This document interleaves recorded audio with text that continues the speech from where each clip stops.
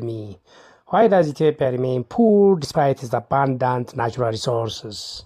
Ethiopia is rich in fertile land, minerals, water resources, and a young population. While rapid population growth creates challenges, it cannot by itself explain the country's persistent poverty. Many countries with larger populations and fewer natural resources have achieved remarkable economic progress.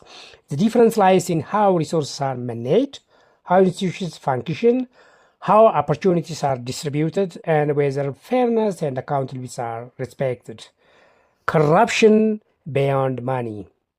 When people speak about corruption, they often think of bribery or the misuse of public funds. However, one of the most damaging forms of corruption is favoritism.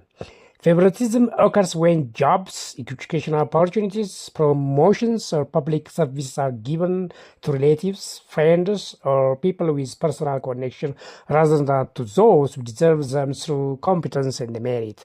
When this becomes common, institutions lose credibility, public trust declines, and talented people become discouraged. The real challenge educational equity. Ethiopia has made impressive progress in expanding access to education. More schools have been built, and millions more children are now enrolled in school than in previous generations. However, access is not the same as equal opportunity. A child in one school may learn in a well-equipped classroom with qualified teachers, textbooks, computers, and internet access. Another child living only a few kilometers away may study in overcrowded classrooms with few learning materials and a shortage of trained teachers. Both children are officially in school, but they are not receiving the same education.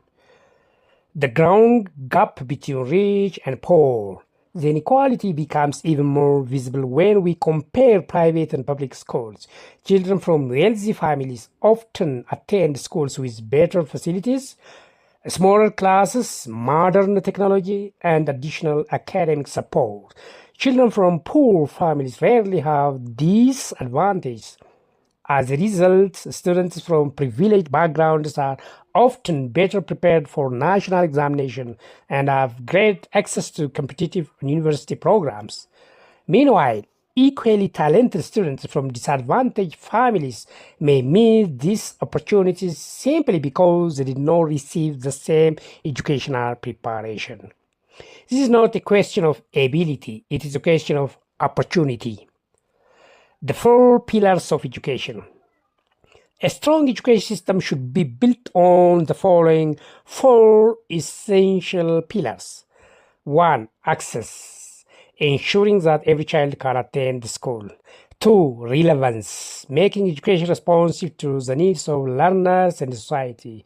3. Equity, providing fair opportunities regardless of background.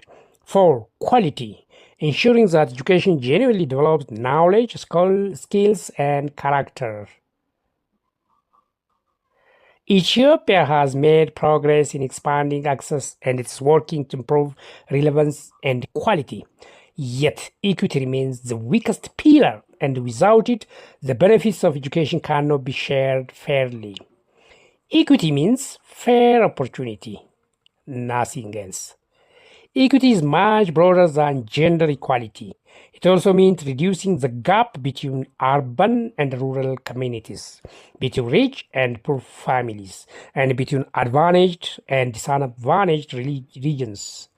A child's place of birth should not determine the quality of education he or she receives. Neither should family income decide a child's future. Why teachers matter? No education system can be better than the quality of its teachers. Teaching is one of the most important professions because teachers shape future generations. Unfortunately, when teachers receive low salaries, limited career opportunities, and insufficient social recognition, the profession becomes less attractive to talented young people. In the long run, this weakens the quality of education and ultimately affect national development. The risk for Ethiopia's future.